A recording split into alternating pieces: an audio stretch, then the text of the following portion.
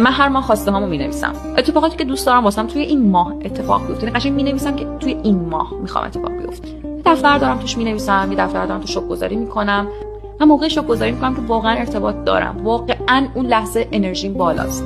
ولی هر ماه خواستمو می‌نویسم اول ماه. خیلی وقتا چیزایی رو می‌نویسم اصلا اتفاق نمی‌افته. مثلا میگم این ماه می‌خوام انقدر پول در بیارم. اصلا $1 هم در نمیارم. ولی نمیگم نوشتم نشد. خیلی جالبه.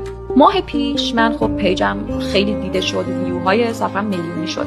اما ماه قبلش توی دفترم نوشتم که من این ماه ویوهای میلیونی تو صفحه‌ام دارم. توی اون ماه اتفاق نیفتاد.